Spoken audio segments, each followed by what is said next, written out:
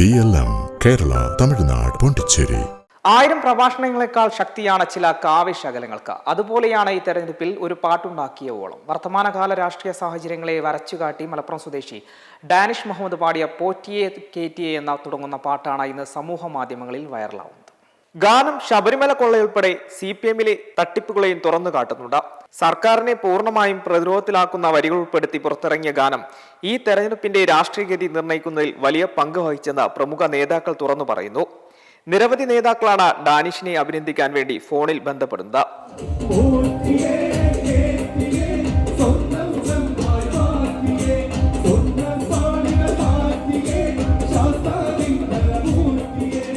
നാദാപുരം സ്വദേശിയും പ്രവാസിയുമായ GP കുഞ്ഞബ്ദുള്ള ചാലപ്പുറമാണ് ഗാനം രചിച്ചത്.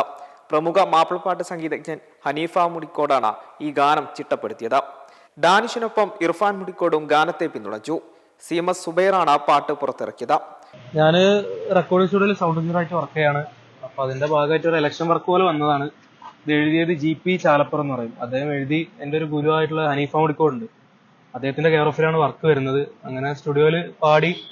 പിന്നീട് ഇത് ഇറങ്ങാൻ മെയിൻ കാരണം സുബൈർക്കാണ്. സുബൈർക്ക് ഈ വർക്ക് ഏറ്റെടുത്ത് അദ്ദേഹം അത് പബ്ലിഷ് ചെയ്തു. അങ്ങനെയാണ് ഈ പാട്ട് വൈറലാവുന്നത്.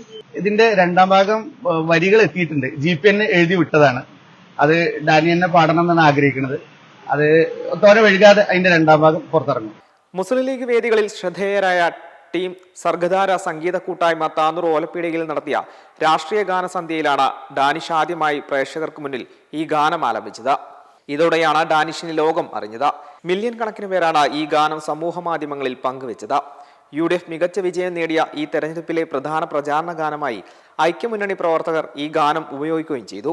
സംഗീത വേദികളിൽ കൂടുതൽ അവസരങ്ങൾ തേടുന്നതിനൊപ്പം നിയമസഭാ തെരഞ്ഞെടുപ്പ് അടുത്തുവരുന്ന സാഹചര്യത്തിൽ UDF-ന് കരുത്തു പകരുന്ന ഗാനങ്ങളുമായി പ്രചാരണ രംഗത്ത് സജീവമാകാനാണ് ഡാനിഷിന്റെ തീരുമാനം.